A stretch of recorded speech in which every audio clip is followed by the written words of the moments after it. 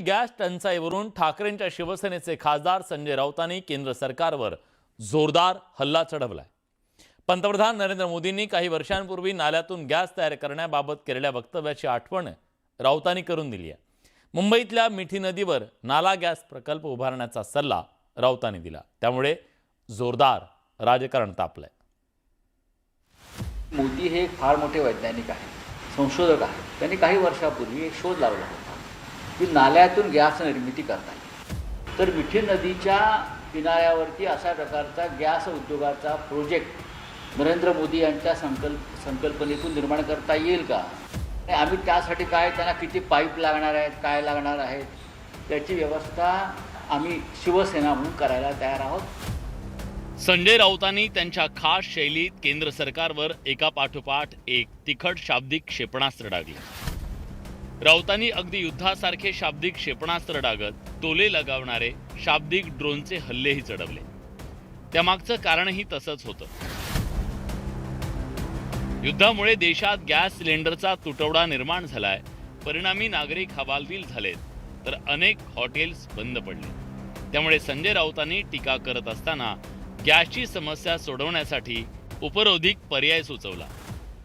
नाल्यातून gas निर्मितीचा पहिला प्रकल्पाचं उद्घाटन हे मिठी नदीच्या जो गाळ आहे, सगळा मिठी नदी मुंबईत आहे, अत्यंत त्याच्यामध्ये अशुद्धता आहे, गटार आहे, नाला आहे।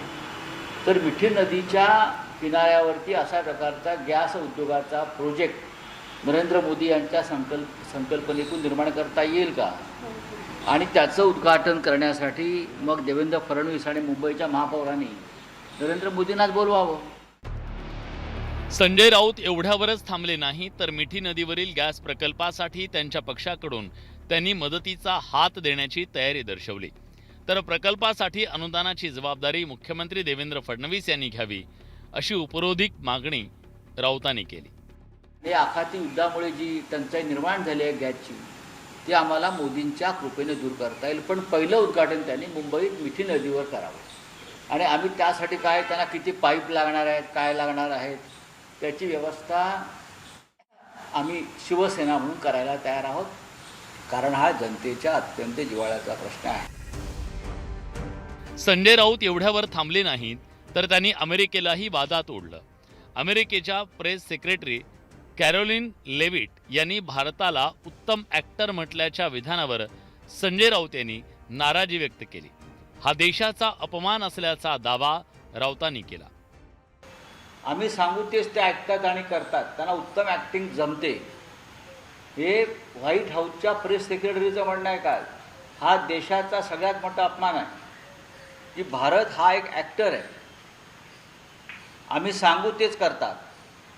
म्हणजे देशाचे पंतप्रधान नरेंद्र मोदी आणि त्यांचं सरकार हे अमेरिकेचं कठपुतळी बाहुलं बनलेलं आहे, हे काल व्हाईट हाऊसमधून सांगण्यात आलेलं आहे।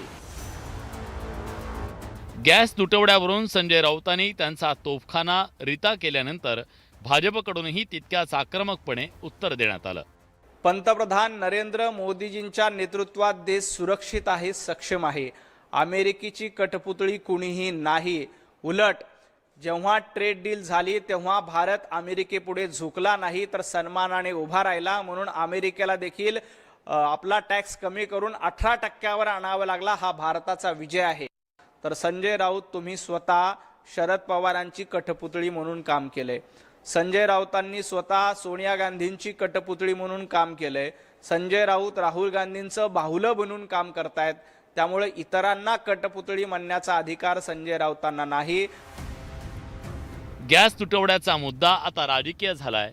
सत्ताधारी आणि विरोधक या मुद्द्यावरून एकमेकांवर टीका करतायत। मात्र सामान्य जनतेला गॅस सिलेंडर कधी मिळणार याचं उत्तर काही मिळताना दिसत नाहीये। संतोष गोरे, न्यूज 18 मराठी, मुंबई।